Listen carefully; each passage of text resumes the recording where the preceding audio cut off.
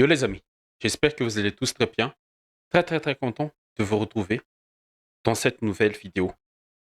Hier soir, le PSG a perdu contre le Bayern sur le score de 1-0.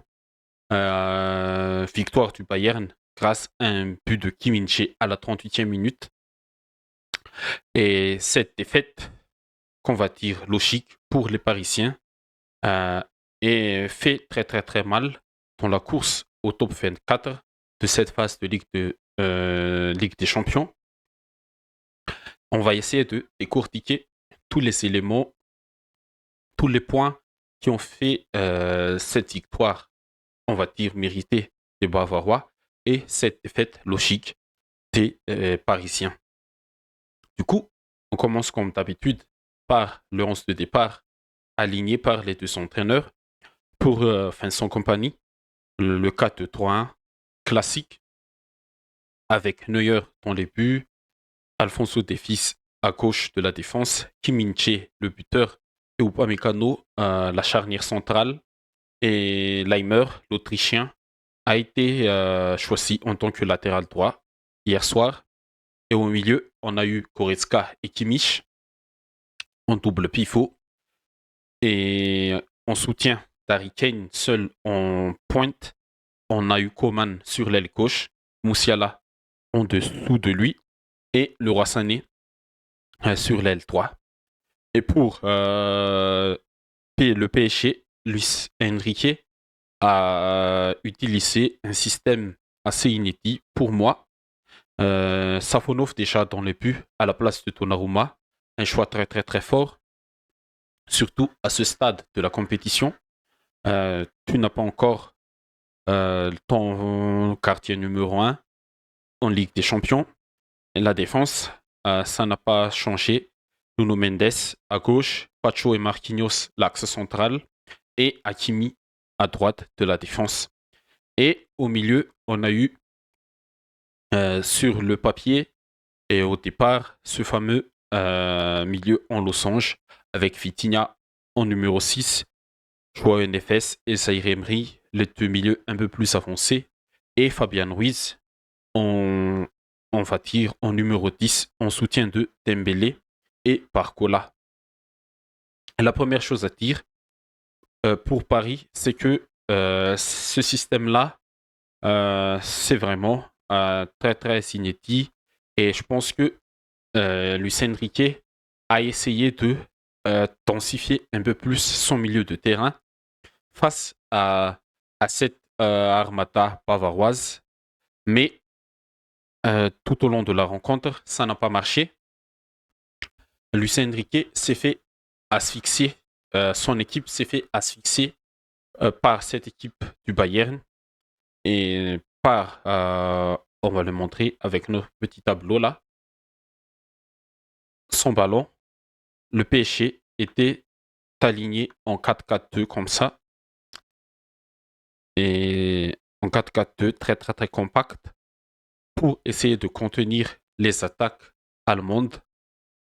Et Zaïre Emery, Fabian Ruiz changer un peu de place pour aider les défenseurs sur le côté là, aider Nuno Mendes, et Barcola et Dembélé étaient les attaquants, mais c'était sans compter par le dispositif tactique du Bayern qu'il s'utilise depuis le début de cette saison, euh, le dispositif mis en place par Vincent Kompany, c'est que Harry Kane et Musiala s'intercalent, se mettent sur la même ligne pour former un duo en attaque, même si Musiala est un peu plus libre sur ses déplacements, sur ses mouvements, par rapport à Harry Kane, il peut se dézoner, faire la gauche, faire le droit, faire la droite.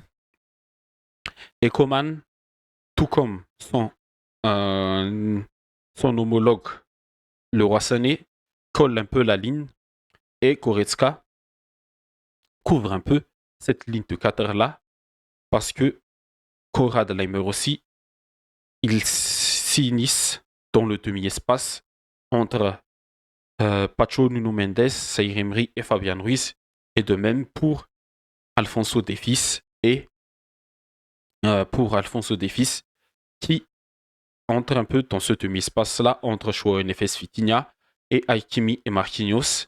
Et Kimmich reste en tant que troisième défenseur central aux côtés de Upamecano et de Kim Min-jae. Bon, c'était un peu le schéma qu'on a vu durant toute la rencontre du côté des Parisiens et du Bayern, surtout quand le Bayern a le ballon et Paris défend très très très bas. Et Paris a essayé de piquer en contre-attaque avec la vitesse de Dembélé et de Barcola. Mais le gros problème, c'est que Paris n'a pas le profil de joueur qui a la qualité technique de vraiment contrecarrer le contre-pressing mis en place par les Allemands. Vitinha, Zaïre Emery, ils étaient vraiment axés sur la tâche défensive. On a un peu vu João Neves en attaque. Il a eu quelques occasions, mais ça n'a pas suffi. Fabian Ruiz, je ne sais pas ce qu'il a fait durant ce match. Et c'est peut-être lui qui aurait dû être on va dire, le dynamiteur, l'accélérateur, le contrôleur, le point d'appui en numéro 10, celui qui va orienter le jeu, contrôler le jeu, projeter rapidement Dembélé Barcola vers l'avant pour exploiter les espaces derrière le dos de cette défense très très très haute. Mais ce soir, Paris n'a pas ce profil de joueur-là pour vraiment contrecarrer le contre-pressing des Bavarois à la perte de ballon. Et c'était le plus gros problème pour Paris, c'était l'animation offensive. Défensivement, ils sont bien tenus, ils ont encaissé quelques occasions, mais c'est aussi que ce sont les Allemands qui n'ont pas su concrétiser vraiment leur occasion. Mais défensivement, Paris a tenu bon, mais c'est sur la phase offensive que Paris a pêché. Et on l'a déjà vu, on l'a revu tout au long de ces matchs qu'ils ont disputés durant ces 5 matchs de Ligue des Champions. Il manque aussi beaucoup d'efficacité offensive. Et quand tu ne marques pas, ça ne te permet pas de gagner la rencontre et de mettre aussi ton adversaire en difficulté. Et c'est pour moi le gros souci pour les Parisiens, cette manque d'efficacité et surtout le vrai problème pour moi, c'est le manque d'identité de jeu pour Paris. On va essayer un peu de décortiquer c'est quoi le problème. Pour moi, le problème pour Paris, c'est vraiment le système de jeu, l'animation, l'animation pure. On ne sait pas comment ils jouent en ce moment. On est à la 5e journée de la phase de Ligue et Paris n'a pas encore l'identité de jeu parfaite pour essayer de gagner un match de Ligue des Champions avec la manière. Et pour moi, c'est un problème venant du coach. Il doit y remédier très très très rapidement pour ne pas sombrer un peu plus et ne pas se qualifier au prochain tour, qui serait une grosse désillusion pour le PSG. Et pour moi, on va mettre un peu de l'ordre ici. Hop là, hop là, hop là, hop là, hop là, hop là. Voilà. C'est cette animation-là. Je dis que Luis Enrique, il doit jouer très très très simple en 4-3-3. Ne pas mettre ce système de faux numéro 9, ça ne marche pas en ce moment, surtout en Ligue des Champions. En Ligue 1, ça peut toujours marcher, mais en Ligue des Champions, tu auras un peu plus de duels physiques. Il te faut ce point d'appui-là, l'attaquant qui va un peu, fixer les défenseurs centraux. Mais un faux numéro 9, là, ça facilite le travail des défenseurs, surtout des gabarits comme Upamecano et de Kim Min-jae. Et pour moi, le pari doit jouer très simple. La majorité des profils des joueurs en ce moment, c'est des joueurs explosifs qui peuvent exploiter les grands espaces derrière le dos. Des joueurs qui peuvent jouer des duels en 1 contre 1, comme Dembélé, Bon, Dembélé, il s'est fait expulser. Est-ce que c'est sévère le deuxième carton jaune? On ne sait pas, mais la faute, elle existe. Mais des profils comme Dembélé, des Barcola, ils ont besoin du ballon, ils ont besoin d'être mis dans, dans une bonne, dans un bon environnement, dans le bon positionnement. Et avec ce milieu-là, je pense que Paris aussi a la qualité. Et il faut seulement jouer simple parce que en ce moment, on ne comprend pas comment cette équipe joue, comment Lucien Enrique joue, euh, comment Lucien Enrique met en place son système de jeu, alors que tu as des joueurs comme Hakimi, Nuno Mendes, qui peuvent t'apporter encore un peu plus, beaucoup de percussions sur les côtés et aider Barcola et Dembélé dans leur duel 1v1 ou 2v1 face aux défenseurs adverses ou peut-être aux ailiers et le latéral si l'ailier adverse défend aussi. Mais c'est la façon de jouer le vrai problème de Paris jusqu'à présent. Ils en ont la capacité, la qualité, même si l'équipe est même si le projet, c'est un nouveau projet, c'est l'ère après Kylian Mbappé, bien sûr, c'est toujours là, ce point-là, le départ de Mbappé, mais l'équipe, je pense qu'elle a le potentiel, pas de gagner cette Ligue des Champions, mais d'évoluer petit à petit et de prendre vraiment ses marques sur le terrain. Et pour moi, Lucien Enrique, il doit jouer simple, carré, ne pas créer d'autres systèmes de jeu, mais jouer avec les types de profils qu'il a. Hakimi qui peut exploser sur le côté avec Dembélé, Nuno Mendes, tu ne peux pas le brider en tant que troisième défenseur central dans ton 3 de 5, je ne sais pas quoi là, avec un faux numéro 9, mais tu dois juste utiliser tes joueurs avec leur qualité, surtout offensivement, parce que quand tu marqueras beaucoup de buts, tu mettras en doute, bien sûr, ton adversaire. Et bon, si on met un peu sur le côté note pour ce match-là, bon, pour moi, côté Bayern, je pense que Coman, tout le monde a fait un bon match, à part le Roi Sané. Je pense qu'il était encore au-dessus, au-dessous du niveau qu'on l'attendait. Il a raté quelques occasions. Et c'est ça aussi le point qu'il faut mentionner pour le Bayern. Le Bayern, hier soir, n'a pas vraiment dominé la rencontre. Ils ont su contrôler le tempo, le rythme, le match en général. Ils n'ont pas vraiment accéléré, ils n'ont pas vraiment mis leurs pieds sur l'accélérateur. Ils ont su contrôler ce PSG-là.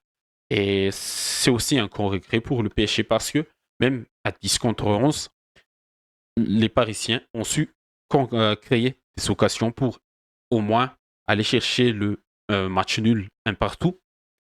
Et ça aurait été toute une autre narration sur ce match. Mais comme Lucien Riquet n'a pas, comme je l'ai dit tout à l'heure, il n'a pas l'identité de jeu. On ne comprend pas son identité de jeu et surtout l'état d'esprit des joueurs là. Ça marque aussi l'état d'esprit quand l'identité de jeu n'est pas vraiment en place. Les joueurs ne sont pas à l'aise sur le terrain. Et bon, beaucoup de regrets, pas de regrets pour le PSG. Parce que, je l'ai dit, c'est une défaite logique, vu la physionomie et ce qu'on a vu sur le terrain. Mais le Bayern, il a fait son match, il a fait son jeu, sans trop dominer. Et les Bavarois, ils ont su contrôler cette rencontre à leur manière pour aller chercher cette victoire. Et si on voit un peu du côté des remplaçants au lycée, pas vraiment une bonne rentrée. Gnabry aussi, Müller, il a eu quelques occasions. Müller, il a eu quelques occasions, mais il en a raté aussi. Et bon, le match n'a comme je l'ai dit, je le répète toujours, désolé, mais le match n'a pas été totalement dominé par le Bayern, mais ils ont su contrôler la rencontre à leur manière. Et du côté de Paris, Safonov, grosse erreur sur le premier but, pas le premier but, mais le but de ce match, marqué par Kim Min-jae. Est-ce que qui aussi Dembélé, son carton rouge, mettant le dur un peu plus son équipe. Les entrées de Kang In Lee, Asensio, Ramos, et qui aussi n'ont pas vraiment apporté plus de choses pour Paris, même à 10, surtout à 10 contre 11. Et il n'y avait rien. C'est pour ça que je dis que c'est leur identité de jeu qui n'existe pas. Et ça impacte aussi sur l'état d'esprit des joueurs. Bon, et on va voir maintenant, niveau classement, avant les classements, les quelques résultats de hier soir. Bratislava a été battu par l'AC Milan à domicile, 3-2.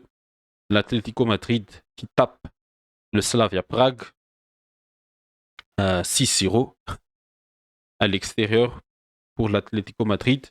Et Feyenoord qui fait le remontada contre Manchester City, 3 partout. Bon, City étant le dur aussi. Championnat, Ligue des Champions, ça ne marche pas. Barcelone, mon équipe qui reprend confiance face à Brest, l'équipe piège de cette phase de Ligue. On reprend confiance et on a bien joué. J'ai un peu vu le match en double écran avec Bayern Paris. Et on a bien joué. Pedri, Cassato, le double pivot et tout ça. Rafinha comme d'habitude. Lewandowski, double buteur, un sur penalty et un à la fin du match. Sa finition reste toujours le même, toujours aussi clinique depuis le début de la saison. On reprend confiance aussi les Catalans suite à ces mauvais résultats en championnat. Une défaite face à Osasuna avant la trêve et ce match nul très très très énervant face à Celta Vigo le week-end passé. Mais on reprend confiance face à cette équipe de Brest avant de continuer la saison. Bayern PSG 1-0, Inter Leipzig 1-0. Young Boys qui se fait taper par l'Atalanta 6-1. Attention aussi à l'Atalanta qui monte toujours en puissance. Leverkusen qui tape aussi Salzbourg à domicile 5-0. Et le Sporting qui se fait taper à la maison par les Gunners d'Arsenal 5-1. Bon, on a eu des buts sur quelques matchs hier soir, mais on a fait que débriefer ce Bayern Paris Saint-Germain qui était le choc de la soirée. Et ce soir, on aura aussi un gros choc avec Liverpool Real Madrid. Je pense qu'on va débriefer ce match. Et il y a aussi des matchs à suivre comme Aston Villa Juventus, pourquoi pas. Ça peut être un bon match. On verra, mais on va surtout se concentrer sur ce Liverpool-Real Madrid. Et bon, niveau classement, après la soirée d'hier, en attendant les résultats de ce soir, l'Inter prend la tête avec 13 points. Barcelone est deuxième avec 12 points et passera devant et gardera cette place si Liverpool se fait battre par le Real. Et l'Atalanta, 4e, attention, Leverkusen aussi, 5e, Monaco, 6e, en attendant son match. Et Arsenal, qui entre dans le top 8. Et peut-être qu'ils font rester, quels que soient les résultats de ce soir. Non, si Dortmund gagne, ils repasseront dans le top, dans le classement du 9e jusqu'au 24e. Et l'Atlético, l'AC Milan, 13-14. Et bien sûr, le PSG, après cette défaite, le PSG est 26e. Est dans le dur. Les Parisiens sont dans le dur. Et niveau match pour Paris, ce sera Salzbourg. Le prochain match de Paris, ce sera Salzbourg. Un déplacement en Autriche, c'est pas toujours facile face à ces Salzbourg. Je sais pas comment on les nomme. Et après Salzbourg, c'est la réception de Manchester City. La réception de Manchester City et une dernière déplacement à qui déjà, je me souviens pas, mais je pense que il faudra bien sûr, euh, il faudra bien sûr gagner ces matchs-là. Oh, je n'ai pas mis le classement là. Voici le classement. C'est le classement. Inter, Barcelone, Liverpool, Atalanta, Leverkusen, Monaco, Arsenal, Sporting. C'est le top 8 pour le moment. En attendant les résultats de ce soir. Et le Paris Saint-Germain n'est pas dans le top 24. Est éliminé pour le moment. Et les prochains matchs, ce sera encore très très dur. Un déplacement à Salzbourg et la réception de Manchester City, même si Manchester City n'est pas en forme aussi en ce moment, mais ce sera toujours un match, un gros en jeu entre ces deux monopoles du football en termes financiers. Et après City, c'est un déplacement en Allemagne contre Stuttgart. Bon, le mieux, c'est de gagner ces 3 matchs pour Paris pour assurer une place dans le top 24. Mais ce ne sera pas facile, ce ne sera pas une mince affaire. Je pense que tout dépendra de Luis Enrique en premier. Il devra mettre une équipe très très très forte pour aller chercher ces 9 points restants pour se qualifier au prochain tour. Ok les amis, c'est tout pour cette vidéo. Débrief Paris Saint-Germain, Bayern, une victoire méritée pour le Bayern et une défaite logique pour Paris. Et on se retrouve ce soir pour débriefer Liverpool Real Madrid. Et comme d'habitude, si vous avez aimé cette vidéo, n'hésitez pas à liker, à commenter, à partager surtout. Et on se voit à la prochaine. Merci à tous. Bye bye.